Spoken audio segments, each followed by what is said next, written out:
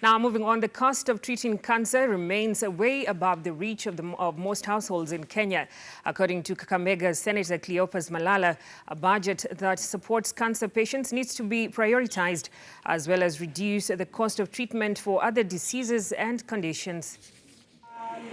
The 2018 Global Cancer Report by the World Health Organization's International Agency for Research and Cancer reports approximately 47,887 people get the disease annually in Kenya, while 32,987 die from it yearly. Senate Deputy Minority Leader Senator Cleopas Malala says access to affordable treatment in many health facilities is a challenge, with the poor being the most affected. Kiangalia sasa hivi hii ugonjwa imekuwa ugonjwa mbaya kuliko hata ukimwi, ya kwamba ukipatwa na hiyo ugonjwa kama hauna fedha ya kutosha inakuwa ngumu sana kupata matibabu.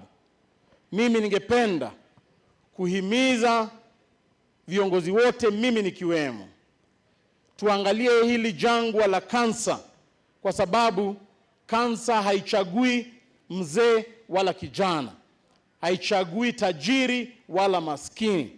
According to researchers affiliated to the National Cancer Control Program and the National Cancer Institute Kenya, it costs between 172,000 shillings and 759,000 shillings to treat cervical cancer without surgery in Kenya, and 672,000 to 1.25 million Kenyan shillings if one undergoes an operation.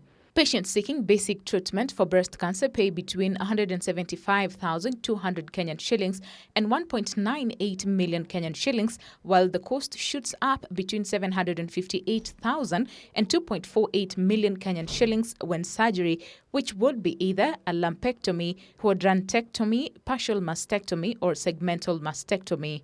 Treating prostate cancer in Kenya costs between 138,000 and 1.21 million Kenyan shillings, while esophageal cancer costs between 126,000 and 1 million Kenyan shillings.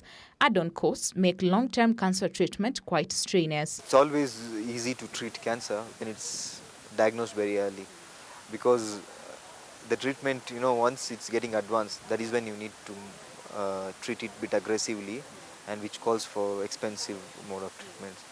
So it's also difficult for the government to support in these cases. That is why the awareness, the prevention and the early diagnosis plays a key role in treating not only for breast cancer, for any cancer.